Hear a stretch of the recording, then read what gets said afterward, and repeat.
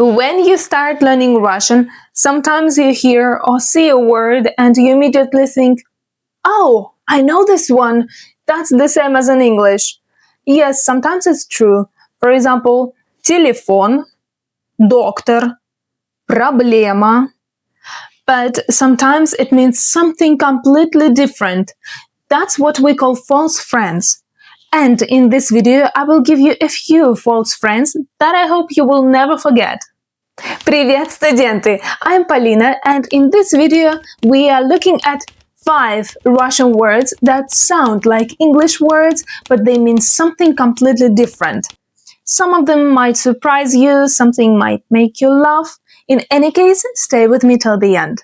And hey, if you like this video, let me know in the comments. That helps me understand what topics you like most. And yes, it also helps YouTube to show my content to more people. Anyway, thank you in advance. Спасибо. Let's start with the first one. Magazine. Magazine. That sounds like English magazine, right? But in Russian, magazin means a store or a shop.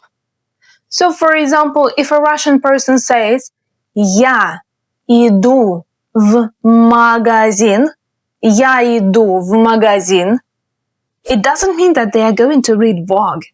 It means that they are going to buy milk. Я иду в магазин, I'm going to a store. Can you pronounce it the Russian way? Magazin, magazin, magazin. Now you try. Good. The second false friend is fabrika. Fabrika. That sounds close to an English word fabric. But in Russian, fabrika means a factory. Of course, there they can produce fabrics or food or toys or furniture, whatever. For example, let's use it in the context. Я работаю на фабрике. Я работаю на фабрике. It doesn't mean that I'm working at fabrics. It means that I'm working in a factory. Я работаю на фабрике. Фабрика. Фабрика. Can you pronounce it? Russian language has a lot of words that sound and look similar to English. It doesn't mean that they are all some kind of false friends.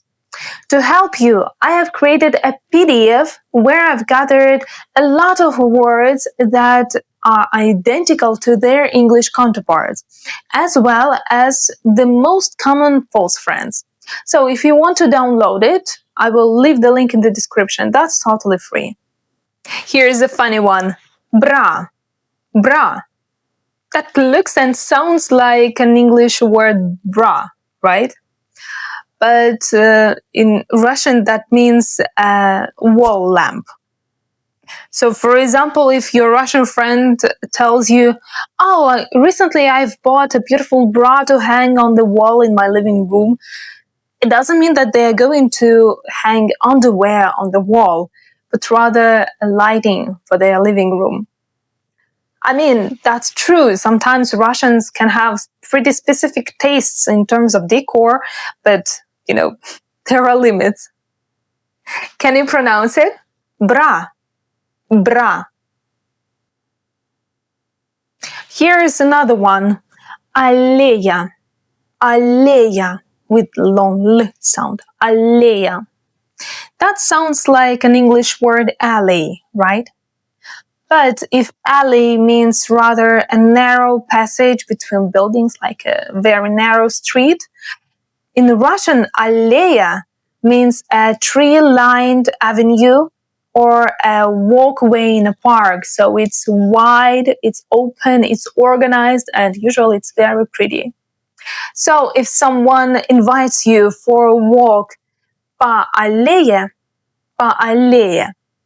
don't worry, you are not going into a back street of Gotham City. You are going to have a pleasant stroll on St. Petersburg Avenue. The last one for today is кабинет. Кабинет. кабинет. It sounds close to an English word cabinet, which is a piece of furniture where you can put cups, plates, dishes. Well, you know better what you can put in there. Anyway, it's something that you can find in the kitchen, right? But in Russian, кабинет means a workroom or a private office. So, for example, if a Russian says «пойдем в мой кабинет», «пойдем в мой кабинет», let's go to my cabinet, they are not inviting you to their kitchen to look at their dishes and cups. They are inviting you to their workroom, to their office. I hope you enjoyed this quick lesson. So if you want to support me, please smash that like button and drop a comment. That really helps the channel grow. And don't forget to subscribe not to miss the next lesson. Пока-пока!